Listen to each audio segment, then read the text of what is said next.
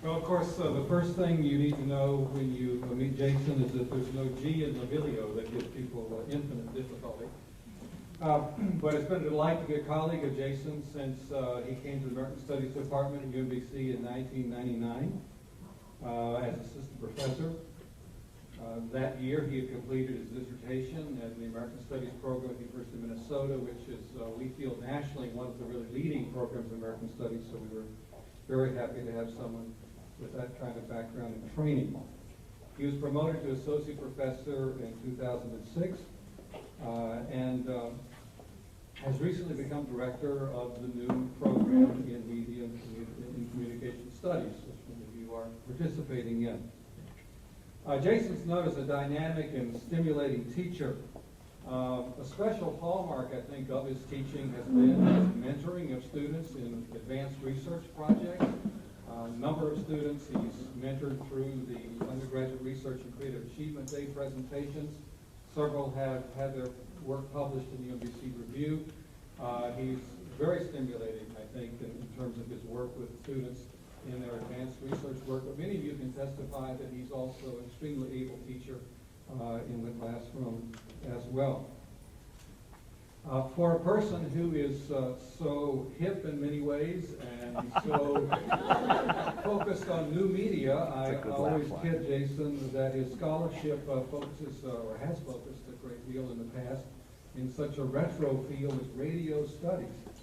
Interestingly enough, Jason's one of a number of scholars both in the U.S. and abroad who have kind of given new life to the field of radio interpretation and radio criticism. And indeed helped to found an organization that meets internationally to talk about radio scholarship. A very creative way to fund trips to Melbourne, Australia, and Lincoln in the UK, and other places around the world. That really is a very exciting group, and Jason is very much a part of that.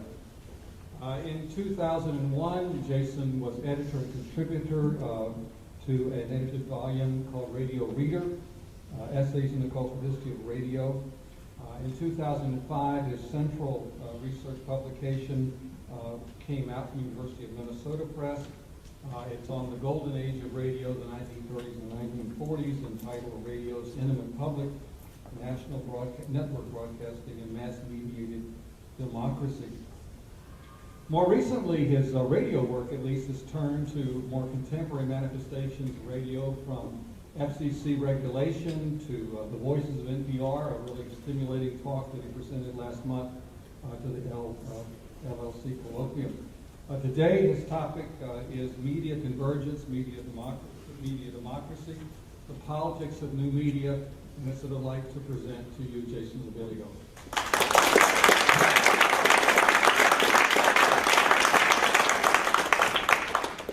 Thank you so much. That was a very nifty introduction. I have to say, it's incredibly nerve-wracking to be introduced like that. I've seen other people be introduced like that. You always wonder what it's like to hear people talking about you. It's horrible, actually, so just so you know. I mean, it was a lovely introduction. It's not your fault that it was horrible, but it's sort of like a funeral or something. Anyway, thanks so much for coming, everyone. Thanks to the Social Sciences Forum, the Humanities Forum, and the wonderful high school teachers who are being honored tonight, who've done so much for our students. Thanks especially to Michelle Osherow, who's really the only person who could have convinced me to do this semester of all semesters, which has been busy for me. Thanks really most of all to all of you for coming. I know how busy a time this is.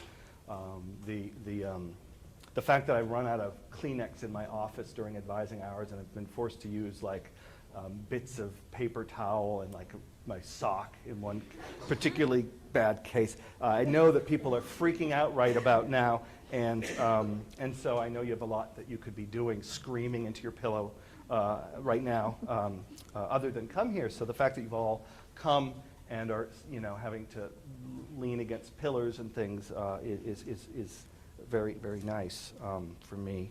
I hope that there's enough places for people to sit. I've got a highly trained assistant, Matt Poland, who's going to help me. I'm just going to make little faces at him, and he's going to hit the bar. It was an exhaustive search for someone to do it, and I appreciate Matt, who's the top candidate for that job. I've been having trouble figuring out how to pitch this talk. You know, you have colleagues, senior colleagues. You've got, you know, even members of the dean's office. You've got freshmen that I've met, and one always wonders how to pitch it. So I've decided to pitch it at the students and hope the rest of you can keep up and ask questions if you don't understand. And hopefully there will be time for questions, and I do welcome your questions.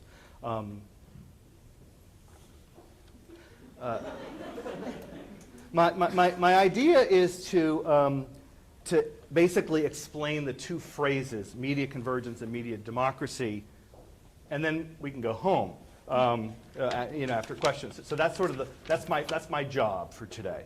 And I guess the first word I want to talk about is the first word in the title, media convergence.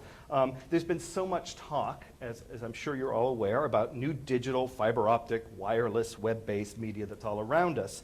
Cell phones, websites, PDAs, satellite communications, time shifting. And so much of the talk in the press and in marketing and in the classroom has the ring about it of a kind of utopian promise for the future. Freedom, democracy, access, participation, individual empowerment, and individual fulfillment. Even the promise of a kind of global community, spiritual oneness. These are some of the ways that new media have been described. And I think that Marshall McLuhan's notion of the global village, which he coined in the 60s, really captures a sense of this sort of perennial utopian optimism that people have in the face of new media. Not just the media that is new to us today, but really all media of communication when they come from the telegraph, before that the printing press, to media like the radio, television. Throughout the 20th century, we've seen a ratcheting up of the kinds of promises that are made. And I think it's important, as sort of somebody who's here representing American studies as well as media studies, that I give a shout out to Leo Marx, who's sort of one of the founders of a particular brand of American studies.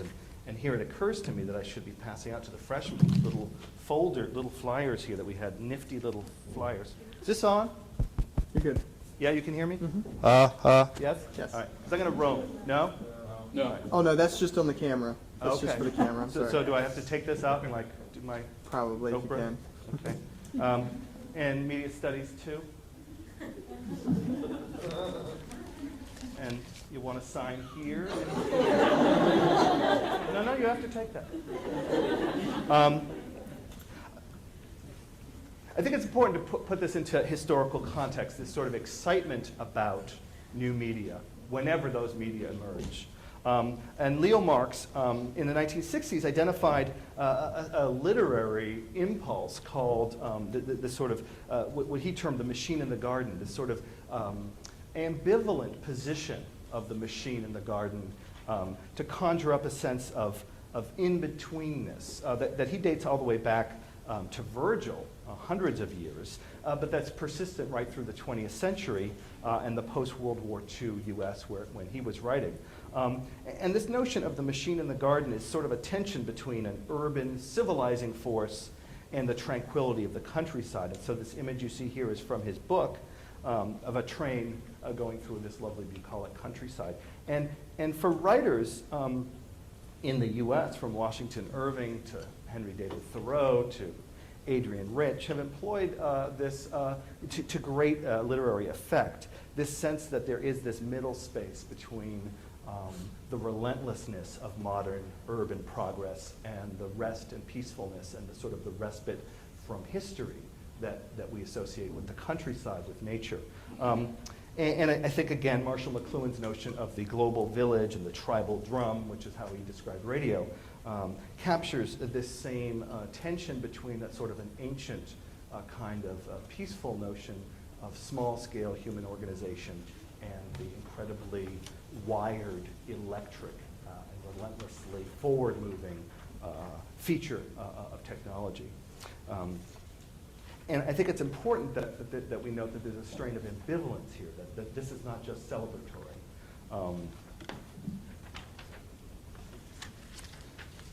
And it's also, of course, been in the United States put to very good use by marketers of progress because of the way this notion of bringing the machine and the garden together sounds like one of those advertising promises of having the best of two opposite things: tastes great, less filling, machine, garden.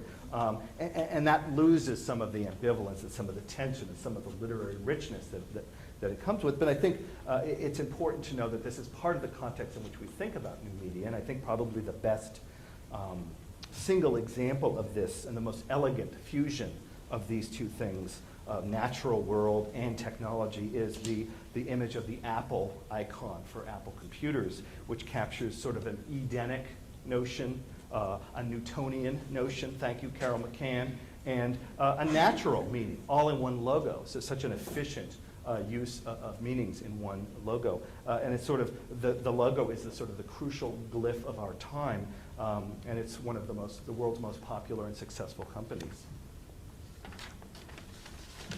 And also to sort of further historicize, I think it's important that we begin with the printing press and the kind of promises that were made for that new technology hundreds of years ago. And it's considered by many, sort of conventional wisdom that the rise of the printing press and that technology in Europe in the early modern period was a crucial and causal event in the political and doctrinal revolutions that followed the rise of Protestantism, the brisk marketplace of ideas, competing notions of how government should be run, the spread of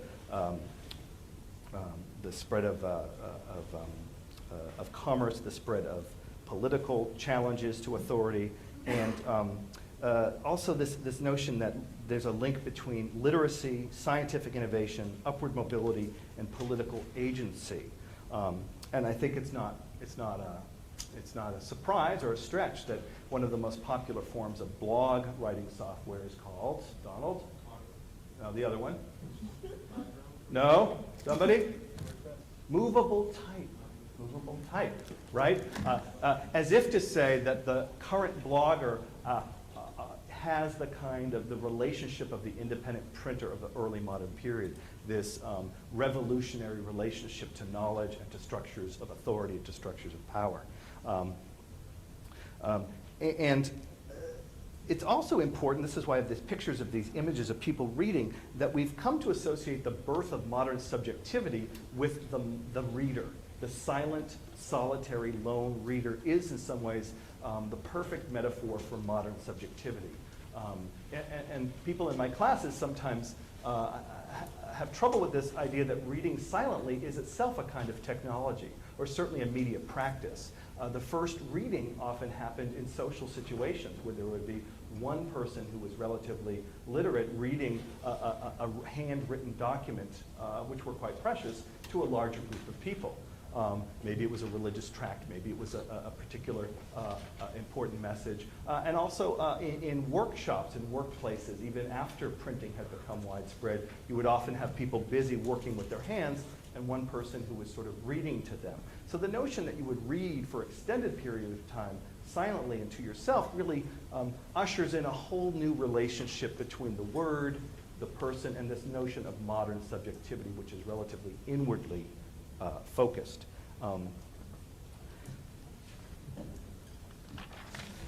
So we have utopian hype, we have utopian rhetoric, and we also have our share in every media period of tremendous fears of new technology, usurping freedoms, changing the relationship between the governed and the government, and really almost the exact opposite. Almost the exact opposite of the optimism we hear about. We hear about the sort of we're looking for media to give us media technology to give us more freedom, more participation, more democracy, and the fears we have of new media are that we'll have less of those things.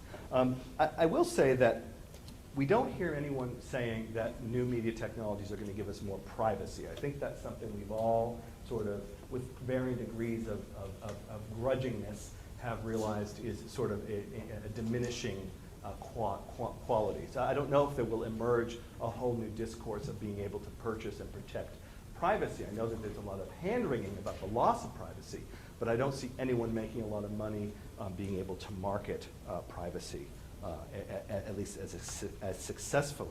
And I think most of us tend to view the loss of privacy as a fairly abstract thing until we find ourselves on the wrong end of a government wiretap or a YouTube smear or a MySpace rumor or identity theft, right? I mean, I think that tends to get our attention pretty quickly. And there's other fears. Obviously, in a mass-mediated society, that's for your benefit, Tom, we do have fears about protecting the most innocent children, the people least able to protect ourselves. And this is also a time-honored fear. If you replace the word internet with, if you put the word internet where radio is and read some of the articles in the 1920s about radio divorces, right? One member of a marriage becomes obsessed with the radio, or the radio seducing children with sort of inappropriate imagery, in that case often jazz music. It was often actually the rhythm and the music of jazz which was seen as sort of sexually provocative and obviously racially challenging to white supremacy. But really the panic rhetoric runs almost identical to the rhetoric of the early 90s, where you heard about marriages foundering because of the obsessive nature of one spouse's use of the internet, and of course fears of children. Won't someone do something about the children? And if we go back to the 19th century, the telephone also brought with it some terrifying challenges. For instance, you didn't really have people talking across wide gulfs in class on the street or in social settings. The telephone actually brought people of different classes, voice to voice, if not face to face, in what was often a very awkward encounter, an encounter of an anonymity, an encounter in which sort of insurgent kinds of class connections or class confrontations could happen without the control of the status, the mechanisms of the status quo to control and regulate and moderate relationships between upper class and the rest of us. And again, this sort of ambivalence that children are seen as the most vulnerable and also as the ones who have the most to gain from new media technologies. And this, again, is not new to the 21st century. The television, the radio, these were technologies that children quickly came to understand and use more effectively than their parents. And so there was a tremendous amount of hand-wringing about toppling the sort of the hierarchy of the family, that the sort of the father who sort of has this spot at the top of the hierarchy of the traditional 20th century middle-class family is now being deposed because, first of all, when he kicks open the door and comes home, people don't come running to him, they're watching TV or they're fiddling with the radio, and also that the gender relations are also going to be troubled by a sort of a medium that, if you only have one in your house, is going to be sending the same message to a mixed group, and that also was a cause for a certain amount of concern. All right, so the central tension, those of you who have to take notes for this can write this one down. New media, emerging media has always brought with them two competing sets of expectations, right? Hopes for the spread of democracy, access, and freedom, and fears of concentrated powers of surveillance, social control, and economic monopoly. And I really do think that since the Tower of Babel, we've seen this tension. Henry Thoreau in the 19th century mentioned that the transatlantic telegraph cable would only bring news of Princess Adelaide's whooping cough a few weeks sooner. And if we were to take him to mean that trivial celebrity gossip would start to clog the lines of communication, it's very hard to argue with him, isn't it? All right, so getting to this notion of convergence culture, what's meant here is a convergence of several things: media platforms, media corporations, media gadgets, media practices. And it's really hard to talk about this phrase without mentioning the work of Henry Jenkins, whose book Convergence Culture is pictured right there. And some of you have read parts of that for your courses in media and communication studies and in American studies as well. And what Jenkins argues in the book, several things, but one of the first things that he points out is that there's been a kind of a search for the ultimate gadget, the sort of the perfect black box that has all the things you need in it and that you can do everything with it. And it's funny that we keep falling for it and we keep having more and more remote controls in our sofa cushions, as we keep thinking, well, this thing is going, this is a depilatory, and I can check my email. This is the last one. It's like the new diet in the magazines for women and now men. Every month there's a new diet. It's a sort of unbelievable productivity of rhetoric that we keep falling for.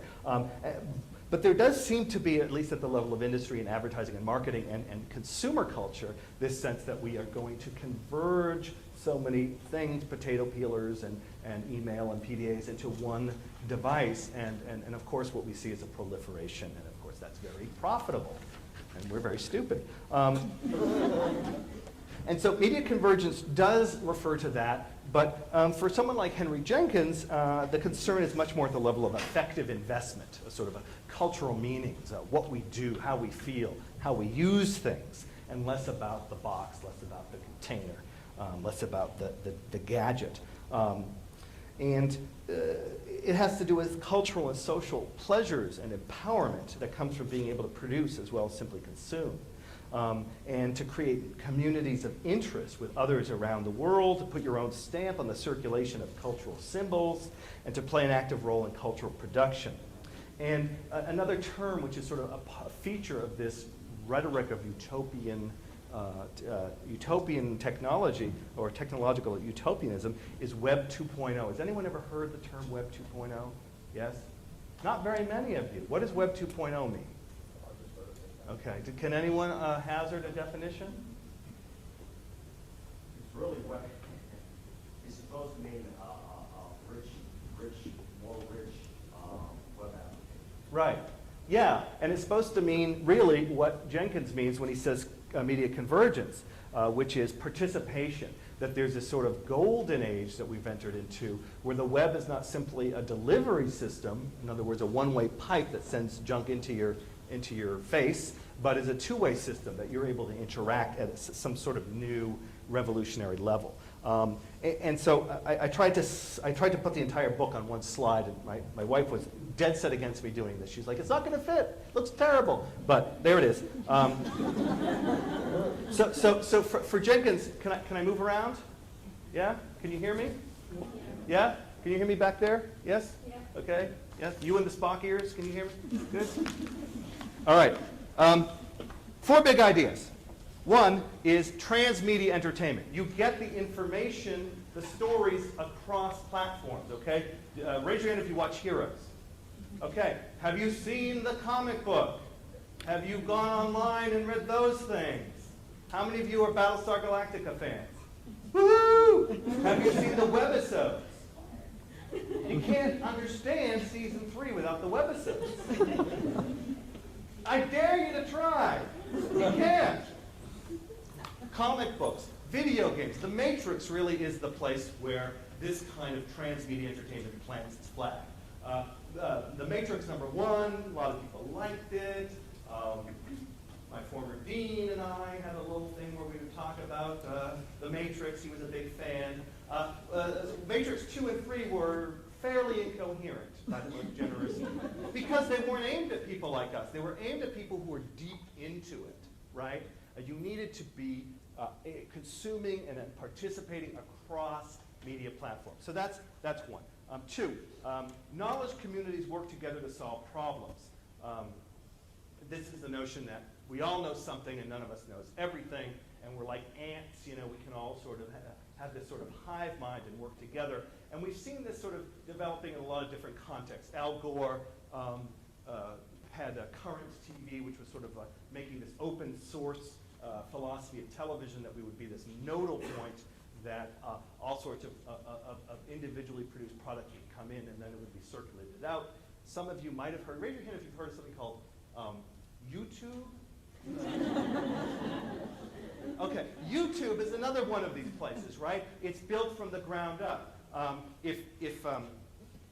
if you had Donald Snyder here talking about his much more interesting work, he would tell you about Second Life and The Sims and these virtual worlds online, which are built literally from the ground up by users. So this sort of notion of deep participation. And then finally, one other example, which I think is really cool, and I think it's going to go somewhere, is Minnesota Public Radio, which has been sort of at the forefront of so much of public radio innovation. They have developed this sort of listener journalism, where they'll sort of put out a call, is anybody here a proctologist? You know, they'll put out on their website, and then all their listeners who are proctologists will write in, and they will help them develop a story that the journalist doesn't know. If journalist is a generalist, right? And the ability to get in touch with a specialist on any number of topics. Well, if you've got in Minneapolis, St. Paul, in the listening area, you know, a couple 100,000 relatively well-educated listeners who can speak to one or two topics, you have this suddenly the power of this kind of participatory collective intelligence. Okay, and the next thing is a participatory culture, which Jenkins calls a new kind of folk culture. And what's meant by that is everyone feels like their contributions matter. There's a low barrier to engagement. There's informal modes of mentorship. And everyone believes that what they contribute is going to be properly valued. And I can't go through all of the different... oh yeah, I want to talk about this too. Thanks for being here. And see, my wife didn't want this to be. Meaning and ownership's up for grabs. You go ahead and write a brilliant 7-book series, you know, and suddenly people are going to start poaching on that. They're going to start to make their own stories based on your work. And here I have in mind, of course, Harry Potter fanfic. Go ahead and Google Harry Potter fanfic. You will find 1.37 million hits, each one containing hundreds or thousands of stories. And that's just one. Pick your favorite show. Pick Heroes, fanfiction, up the wazoo. Pick your favorite show. Barney, up the wazoo. So hit the slide. Okay. Yes, participatory culture. Yes, this is Snape and Hermione. Oh, man. Not mine. Not mine. I'm more of a Draco Malfoy Harry Potter.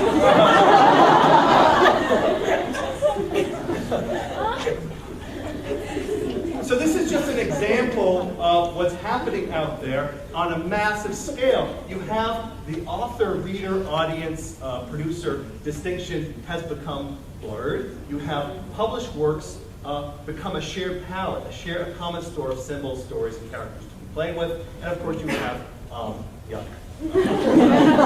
people get to make their own decisions about taste. And people get to also start to infringe on copyrights. We get all sorts of interesting problems here. Next slide. And the origins of fan fiction is what's called slash fiction. It starts actually, this is interesting, in the 1970s, before the web, before digital wireless instant communications, with overwhelmingly composed of female consumers who took Star Trek primarily as the show that they really wanted to write their own kinds of stories. And for some reason, the hidden romantic relationship between Kirk and Spock became the first slash fiction. Slash refers to the K/S, which was code among these fan writers for these stories were about Kirk and Spock and how to get it on. And so because it was sort of culturally looked down upon, it was necessary to have this sort of this code. But they circulated. They used Xerox machines at work. They used the U.S. mail. They used very old school analog forms of communication distribution to create these sort of communities of interest. And of course, Gene Roddenberry and the others, owners of copyright, were very upset about this. And eventually some of the slash writers got jobs writing the official Gene Roddenberry approved pulp paperbacks. So there actually has been, from that point on, a tremendous amount of crossover between these amateurs who actually then become professionals. And in fact, a whole new word has popped up, of course, prosumers. the relationship between professionals, producers, I should say, and consumers. The prosumer now has taken the place of just a producer or just a consumer. I should also say that that I chose the most tasteful picture of this that I could find out of some recognition of your sensibilities. But I will just say that once you go Vulcan, you never go back. And really, if we want to start to see the origins of fan fiction, we have to go back to the 1920s when science fiction readers became heavily involved in producing their own fanzines. So there's sort of the origin of the zine and the origin of the fanzine starts again with these amateurs working off of produced, published professional texts. All right, more hype. Last year, you know, I was the person of the year. The picture of me on the cover, that was exciting. We see the sort of Time magazine sort of celebrating new media technologies as the sort of the rise, the triumph of the individual. Okay, we've heard that one before. Again, those of you in American studies will know that that's been a well-traveled theme in modernity. This notion of the importance of the individual. But again, this sort of sense, you know, yes, you control the information age. Welcome to your world. Again, this very thrilling optimism. And probably no one has done more to sort of celebrate and publicize and circulate this notion of individual hyper-agency, individual super-agency than Tom Friedman's with his mega bestseller. Every couple of weeks he comes out with a new version that's updated to account for the latest thing that he's just thrilled to death about. And what he's really suggested is that over the period of time, it's kind of a weird mixed metaphor. The world is flat, but then he talks about the world shrinking. I don't understand. But he says, you know, the sort of the early modern period, the world is sort of, traversed through navigation and longitude and these sort of the technology of the nation state and armies and navies and conquering and a new era of trade, and the world has sort of gone from large to medium because you can get places that you never could get before. And in the era of sort of the 20th century, the late 19th, the era of sort of the international or transnational corporation takes over, and that makes the world size small. And then in the last 7 years, we are in a new paradigm where we're extra small and extra flat, I guess, and this is the era in which individuals are the agent of history. So nation states are sort of the historical actors you need to pay attention to in your history books back then. Corporations are sort of the historical actor in the modern period, and in the recent period here, it's the era of you and your laptop, right? A guy with a modem, a can of Red Bull, and a dream. You know, that's the era. Okay, nice joke. So what he suggests is a technologically driven flattening of the playing field. The flat metaphor really is, he's just having some fun. What he's suggesting is that there's an evening of the level, sort of a leveling of the playing field, and so the time and space contract because of mediums of technology that I can text you instantly, Jess, right? Which saves a lot of time. And because of those kinds of things, basically there seems to be a correlation between time, space, and global inequalities contracting together. That was my big laugh line right there. How many of you think that global inequalities are contracting at the rate that time and space are, or even contracting at all? He's very big on it. He sold a lot of books, so maybe he's right. All right, next one. All right, the world is flat. It's a world twined with fiber optic cable, right? It's a world that in the 1990s, all those stock options and people making lots of money on paper, that actually, all that obscene profit actually did do something arguably useful, which is that it created the capital for this massive infrastructure for twining the world with fiber optic cable, so we could have lots and lots and lots of fast, high-speed connections all over the industrialized world. And it radically reduced the cost of outsourcing and radically opens up possibilities for innovations in trade almost anywhere, and for innovations in sharing your latest, Malfoy/Harry story with somebody in Kuala Lumpur. You can now use these pipelines to go all over the world instantaneously. And that is really exciting. And another important point of this is, again, something sort of silly from the 1990s, the sort of the Y2K fear, which is another great example of dystopian fears, right? That we're going to chaos, planes are going to drop out of the skies.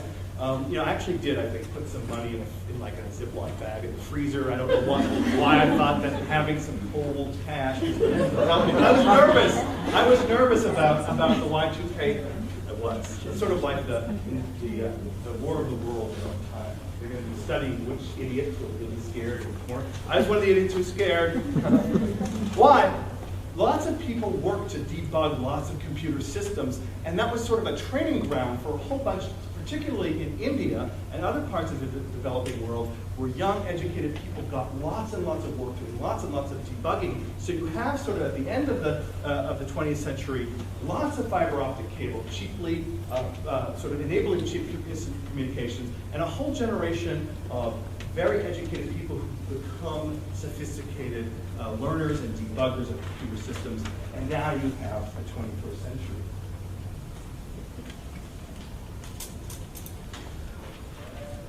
Now let's get to my second point. We're half full. Media convergence, media democracy, go home. Oh, we're going to have snacks, I guess. So snacks, yes. Media convergence, media democracy, snacks. Questions, snacks. All right. So we're only a quarter of the way. All right. So what does media democracy mean? I mean, we could define it as access, right, to more channels, a zillion channels, satellite channels, radio, cable, TV, internet. Authorship, we can write our own versions of media content. We can make up our own stories, or we can piggyback on other stories. Control over time and choices. We can time shift. What does time shift mean? Does anybody know what time shift means? How many of you do podcasting? How many of you TiVo? How many of you record things and play them later? How many of you? Okay, so time shifting means you don't have to be in front of the TV tonight at 9 when the Bionic Woman's on because your wife is TiVoing. You can watch it when you get home, right? How many of you do that? You're a bunch of time shifters. That's what you are. Okay, so that's like some kind of godlike power over the schedule of the network. That is fairly exciting. And then, of course, participation in online communities, social network sites. I joined Facebook 2 weeks ago and I had 43 friends in 4 countries. And I'm playing 4 games of Scrabulous simultaneously. But please don't challenge me to another game. And I've been told that 42 friends is a very sad thing, so you're certainly, you can friend me if you want, but no more Scrabble. So we can see that in some ways media democracy sounds a lot like media convergence by this definition, but I would like to suggest a little bit more rigorous definition of media democracy, by which but in which case, this sort of celebratory convergence culture, Web 2.0 stuff actually doesn't quite do the job, where there's sort of room for improvement. And for me, a media democracy has to start with a public debate about media policy. Who gets access to which channels? Whose voices get heard? Who gets to control which who gets to sort of control the levers of censorship? Who gets to be a producer of a mass-mediated product? And who has real choice about making the laws that determine these kinds of distribution of power? And another is, what are the media technologies and media practices that encourage real political democracy in the larger society? By media democracy, we mean, first of all, decisions that are made about media ownership, media access, media censorship are debated publicly, are made in the open, and are open to democratic processes of decision making. Second, the media of communication, information, entertainment, and surveillance are tools to empower, enlighten, and protect the people rather than the powerful corporations and governments. How many of you feel like we are in an age of media democracy according to these requirements? Anna? Are we there yet? Okay. You keep thinking about it when we look at the next slide.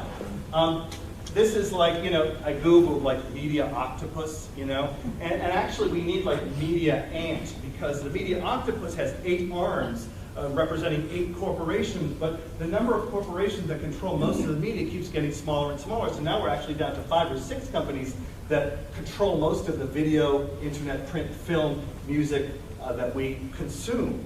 It's down to just Disney, Time Warner, News Corp, Bertelsmann, Viacom. Those are the 5, and NBC we could throw in as sort of a 6th. But when Ben Bagdikian wrote his book Media Monopoly in the 1980, I think it was, there were 20 corporations that controlled the vast majority of the media that we consume, and that number just keeps getting smaller and smaller. And again, we see a sort of the return of this sort of dystopian preoccupation with the loss of democracy, a loss of media control, a loss of human agency, and a loss of individual empowerment in the hands of an increasingly converging, right, media system. So hit the next slide.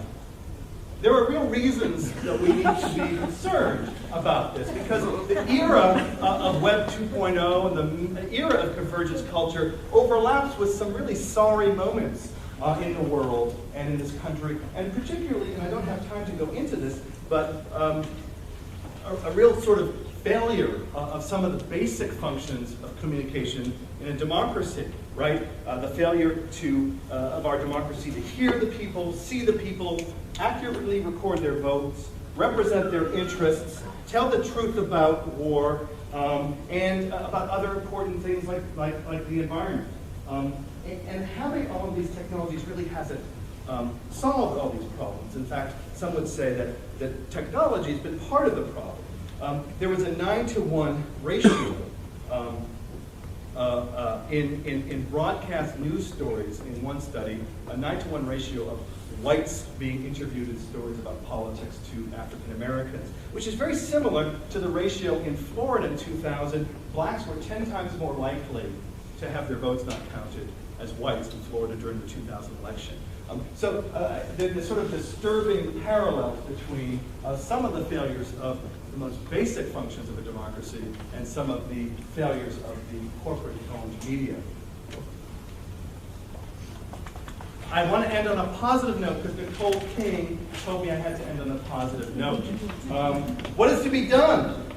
And I wanted to have just a big picture of change. I thought that would be a good way to do it. But I was shouted down.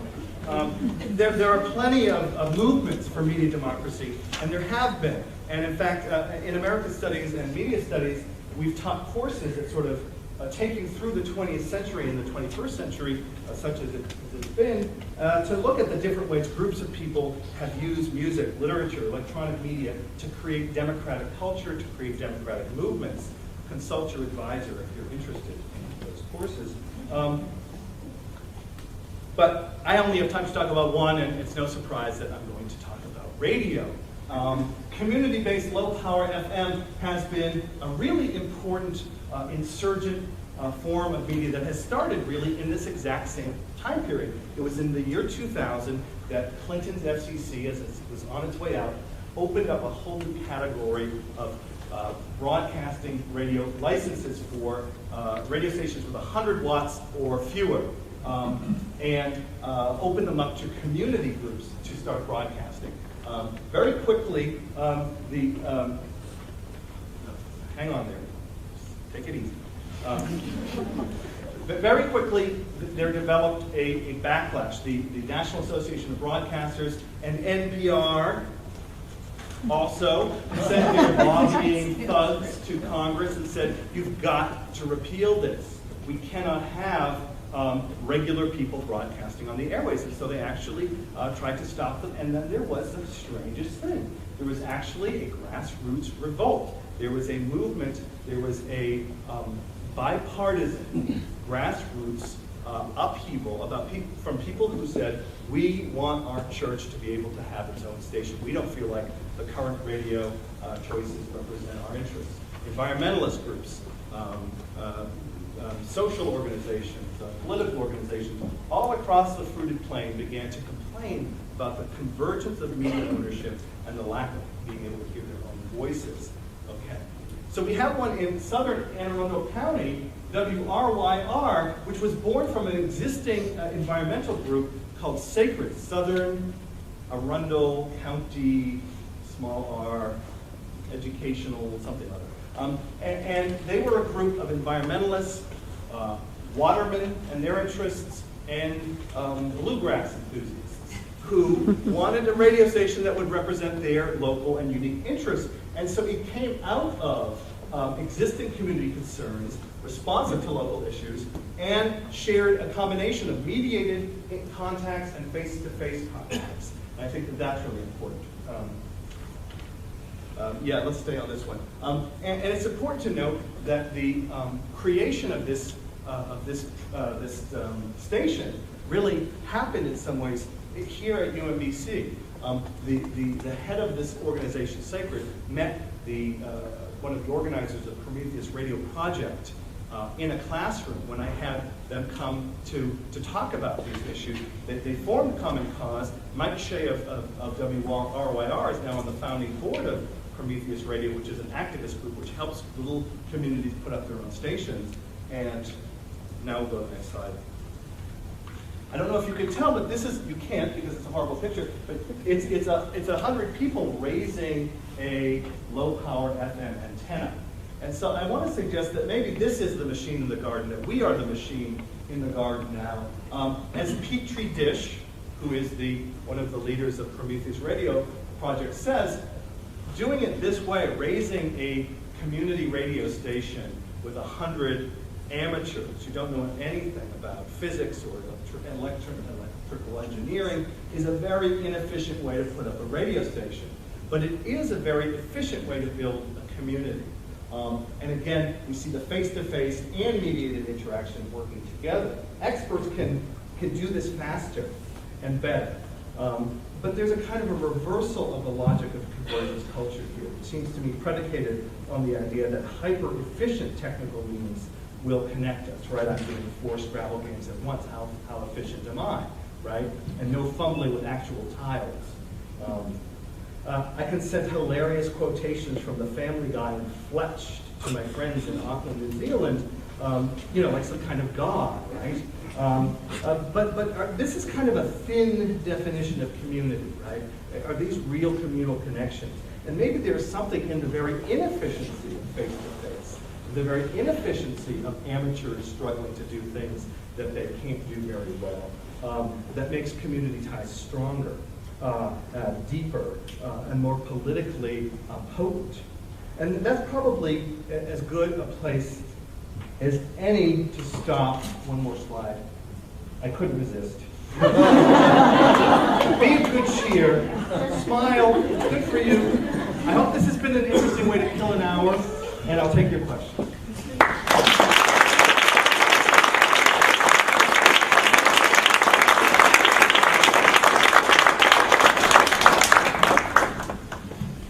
All right, you give it.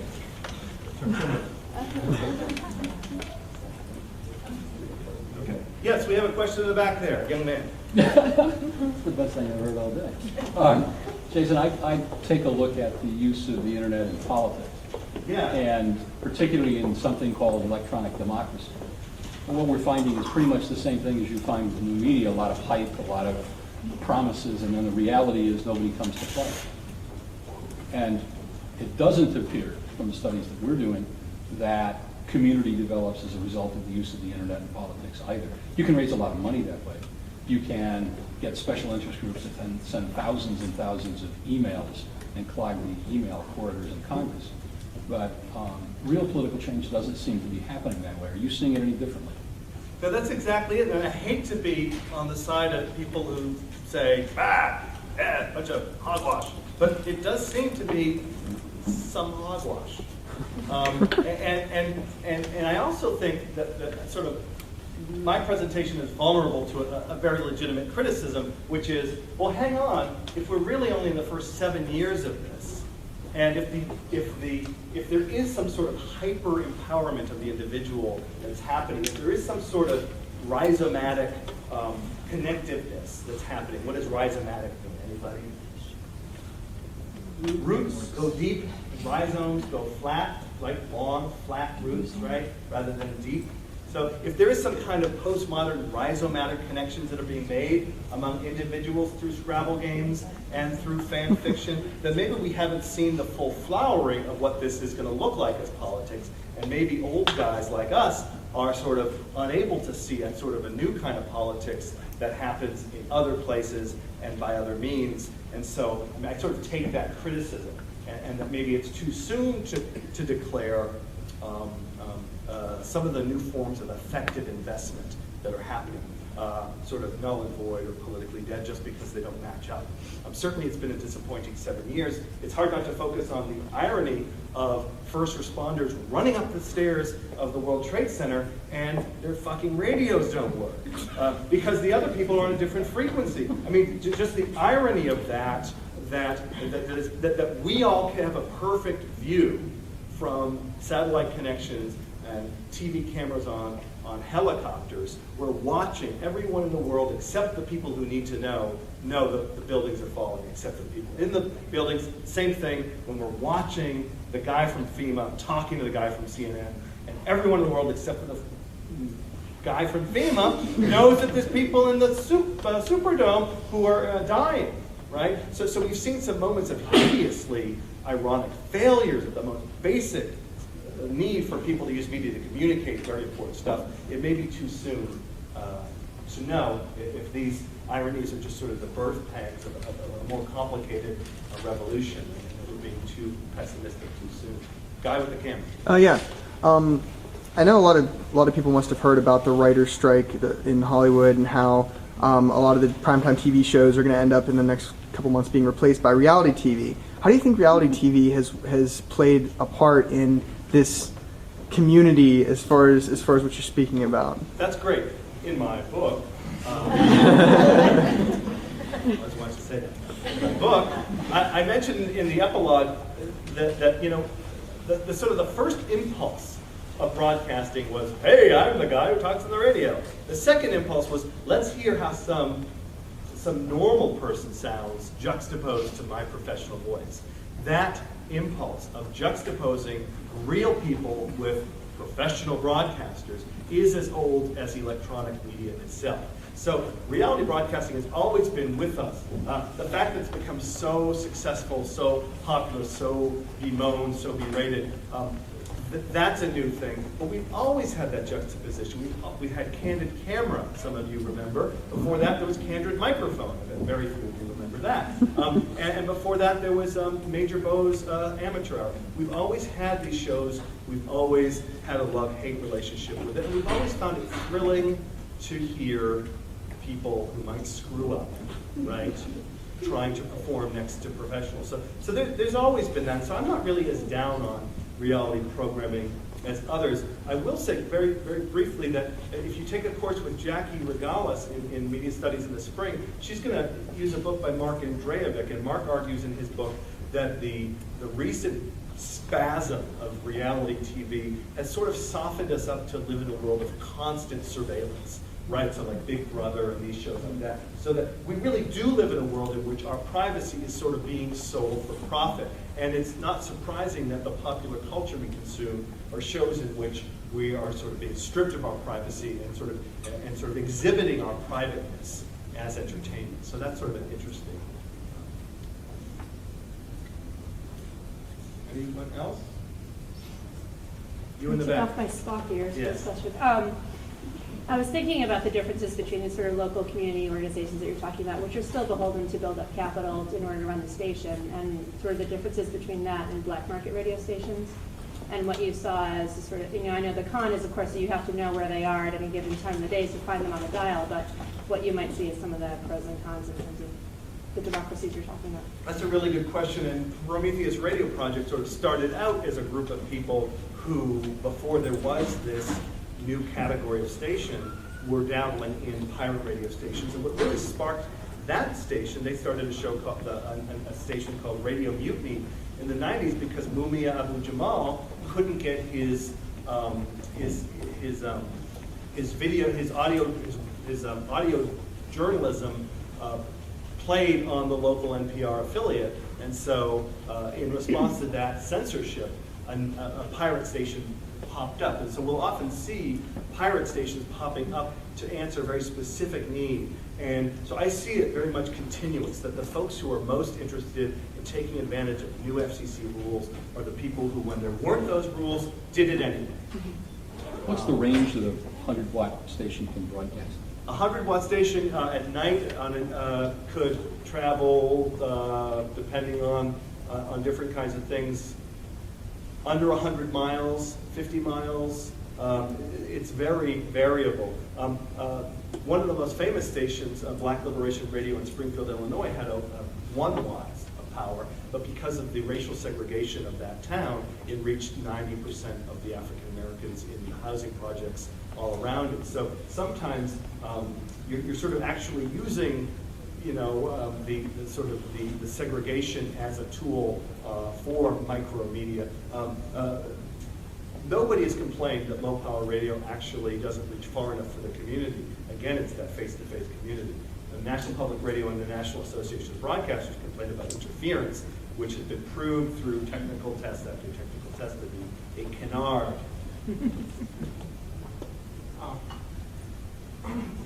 I'm along with you for most of the points, and I'm not one of these sort of enthusiasts, interested in these things. But I'm just sort of want you to take a step back, because I don't want you to get the feeling of this overly pessimistic. Okay. Do you see pockets of potential? How do you review Jenkins' test case that goes? Again, I understand the sort of criminal nature of some of them, but they do reflect as real political issues in terms of people's real lives. So I'm just wondering if you can speak about that a little bit. Yeah, I think that's important. I mean, could you give an example, maybe, of one of the more promising test cases that Jenkins refers to? I like the one with the little Harry Potter girl. I mean, it's very trivial, but J.K. Rowling had the idea of, I don't care. It's fan fiction. So again, this fan fiction's cool. If people want to take it, do it with what they want with it, great. But then to make all that more money, she sells the rights to Columbia. Columbia then has a policy in terms of their trademark license. So now that they own the Harry Potter license, they go systematically and look for these sites that little girls, 12-year-old girls, are using to talk about what's important to them, get through their own issues and such. Write some letters, cease and desist, and this one homeschool girl that he talks about, And again, it's trivial, but she really does sort of push forward the idea of writing, which we talked about a little bit, as a really important aspect. This is a technology that is encouraging people not only to read, but to write. And so I'm just sort of interested in how you see these little pockets. Yeah, no, I think that's great, and I'm glad that someone's pushing on that end, because I do think that in the same way that Harry Potter books have been sort of celebrated, kids are getting excited about reading. If the internet and blogging and fan fiction can make people excited about writing and can give a sense of empowerment, I'm all for that. And if these revolutionary new subjects are 11 or 12 years old in 2005, then it's far too soon to sort of pass judgment on whether or not it's trivial or whether or not it's vitally important. So I take that very much to heart. I guess I do want to contextualize and say people have always repurposed, people have always taken liberties, people have always challenged top-down mechanisms and created insurgent forms of culture. And so I guess the scale and the scale of the rhetoric, I guess I remain skeptical about whether or not this is something different from, for instance, 107 years ago when the Navy is decommissioning all of its marching band music in New Orleans, and you have this incredibly rich musical culture saying, what the hell are we going to do with these cheap, trumpets and trombones that are being sold for pennies on the dollar? Well, jazz is invented partly by this intersection of sort of American triumphalist, imperialist adventures, and then sort of selling this junk to a very creative and adaptive culture. You have the transatlantic oil trade dumping these oil barrels onto Caribbean islands and people turning them into steel drums. We've always seen repurposing, we've always seen insurgent uses and creative uses. Sorry, I just kicked you again. And so, is there something new here about the pace? Is the fact that this girl can now talk to people all over the world instantaneously really different than, Wovoka, the Paiute prophet who who traveled on the trains throughout the Great Plains, spreading the ghost dance religion in the 19th century and spreading a revolutionary form of pan-Indian political activity. Again, the train, the great killer of the buffalo hunt, the great tamer of civilization, the great tool of the white man to sort of subdue native tribes, then becomes the tool on which he uses to travel to bring together what then becomes known as Indians, right? Before that, you don't really have Indians, right? You have different tribes. So the train actually gets repurposed. Instruments for military bands get repurposed. So I don't know that we're seeing anything like this. Real quickly, the thing that I find kind of exciting in front of that is that it opens up the possibility for a discussion about intellectual property, which is such a core thing of practice, right? That's true. And so, with all these other examples, very military, I think it really speaks to that. Friedman, even though I don't agree with what Friedman says, but we have gone from the shift from the nation state to something else, to sort of capitalist. And so that becomes, how do you define oppositional politics in such a global capital system? Again, I'm kind of with you in terms of it's again, media, Murdoch owns YouTube, right? So, and not everybody knows that, right? Maybe I should have had it in. So that you get this idea of, we are doing this sort of important thing, but it's still within this capitalist system. But this idea of then taking these, Right. the Disney logo. Murdoch profits from the Leave Britney Alone guy. Right. Right. He makes the product, and Murdoch profits the money. You know the Leave Britney Alone? Yeah. Well, this is why it's good we have Donald Snyder in the Media Communication Studies program, because he brings this perspective, which I don't. So that's good, rich, diverse. Other questions? Snacks? Yes, sir. What about social capital? I mean, do you think there'll be online bowling alone or something? Online bowling alone. Well, isn't that what I'm doing with my pathetic little Scrabble games? Yeah. I mean, so maybe the community is going to debate a little more. Well, people are talking about smart mobs and the ability to use digital communications to organize protests of the WTO and the IMF, and the ability to use these networks to have happenings and be-ins the same way that FM radio in the 1960s could sort of organize an anti-war protest in Golden Gate Park within an hour or two. So again, right now I'm not seeing it, and no, we're not seeing it over there in the policy, political science policy. I think on the activism, you're right. I mean, you got things like that which are getting together and lowering sort of barriers to entry and but I wonder about the social capital side. I mean, not just the political side, like the ability to sort of, we can take and watch whatever you said, time jumping, right? Time shifting. Time shifting, we can sort of atomize our entire experience, and so there's no need for a social experience. I can perfectly tailor my entertainment.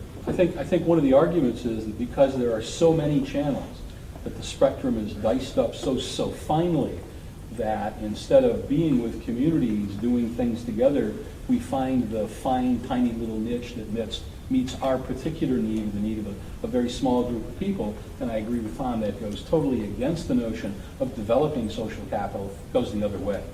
Yeah, I wonder about that. I mean, sort of the big comparison is, we all watched MASH, the final episode, however many million 70 million of us watched it on that, whatever, Thursday night or whenever it was in the 1970s. And now, you're watching, the Bionic Woman on your laptop afterward, and we don't have that. But to me, I think that the break was when we're all in our homes listening to the radio, atomized already. The fact that we were all listening to the World of Worlds at the same time, or FDR speech, which was probably more universally listened to, or Amos and Andy, which was still more universally listened to. I don't really know that the damage in terms of social capital wasn't done the minute we repaired to our living rooms. And the fact that we're all listening together is kind of a neat thing, but really, didn't the social atomization happen there? And the time shifting stuff is really just a relatively small additional insult to this notion of community. I think there are magnitudes of order of difference. You do? Sure. Well, I still think that what's fascinating is all of these examples are trying to recreate a notion of community that's very primitive, very ritualistic, very old-fashioned. And they're all sort of like the town meeting of the air idea. or this sort of the Tower of Babel, or the sort of prelapsarian notion of coming back to this sort of spiritual community.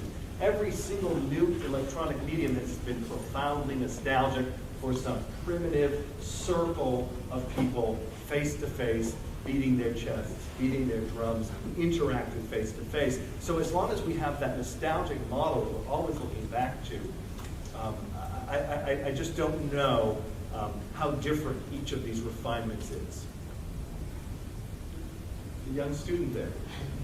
I was considering how does I guess the atomization that is radio, how is that fit into a book, which is much more individual. You don't sit around and always turn the page to be tracking the time. So that's really individual, and that's a much older technology than listening to radio. Very good, very good. And novels, which some of you actually get college credit for reading novels, were associated in the 19th century with a lot of the same moral panics as we see now with video games, rap music. That young women, especially who read romantic novels, were going to be all kinds of seduced and perverted and develop masculine sex organs. And then Lord knows what was going to happen to them. They'd be unsexed, they'd be hypersexed, there'd be terrible things that would happen. So there have been, and I think another point you make about reading, Benedict Anderson says that really this shift that I'm attributing to radio happens with the moment in the 18th and 19th century where everyone cracks open the newspaper in the morning at the same time, especially in small European countries where there's one newspaper in one language, and you have this experience of we are all the people, the Swiss, who read the paper about what happened yesterday, and then that creates what he calls the imagined community, this community of people who never see each other but feel a kind of kindred oneness, and that really is the origins of modern notions of national identity. So he attributes that sort of atomatized reading, that solitary reading, simultaneously, everyone's picking it up off their porch at the same time, as an incredibly powerful tool to create nationalism and national identity. Yes, sir? Can you point to any signs of national identity declining that can be directly related to this growing social atomization? Oh, that's interesting. Well, I think that, I guess what I would say is that nationalism does seem to be an ideology that we have a lot more faith in, and that when we sort of make assumptions about the world based on national identity, I guess the best example, and I can't attribute this to new media, but certainly the United States policymakers really were counting on a very strong sense of national Iraqi identity to keep Iraq together after Saddam left. And instead of what we saw is the opposite. In fact, in the last 20 years, we've seen the failure of predictable national identity, nationalist movements, and then the eruption of other kinds of unanticipated nationalist movements. So we still see nationalism very much as a big part of how we organize the world, how we anticipate things, but it keeps surprising us in ways that are very unpleasant. In terms of this country, there's always been a very strong relationship between nationalism and the media's ability to tell us a story about war, from the battleship Maine, film images of the battleship Maine being blown up in Havana Harbor, to images throughout the 20th century to the very tightly controlled, embedded reporters in the Iraq War. Now, the media has been very good at telling us one very particular story about the relationship of the nation to other nations and the nation to the military. So in some ways, I think we're still very strongly shaped by mainstream media's sort of narrative of national identity. Just real quickly to follow up on that. I find it very interesting in terms of Iraq and some of the things you're talking about. In terms of the inadvertent uses, the ones that weren't sort of planned for by the government, Abu Ghraib and the cell phones, that would not have been possible before, again, because they're not thinking about that and creating these soldiers' cell phones, taking pictures and then sending the pictures back home. The cell phone is going to turn out to be one of the most important actors in that war. I mean, the use of cell phones for exploding IEDs also. I mean, the cell phone technology has really not been our friend in a lot of ways. And by our, I mean the U.S. military, which I am a representative. Yes, sir. You talked about the black box fallacy, which I could easily understand thinking about like PlayStation Portable. Yeah. It's supposed to be this thing of music and videos and stuff, and you can slot next to the DS. But then on the other side, I have difficulty seeing convergence working as a cross medium when you gave the example of like the Matrix, where suddenly after this, with the sequels, they went to video games and presenting it, and it flopped that way too. So is this just a failure of people to understand how to use convergence, or?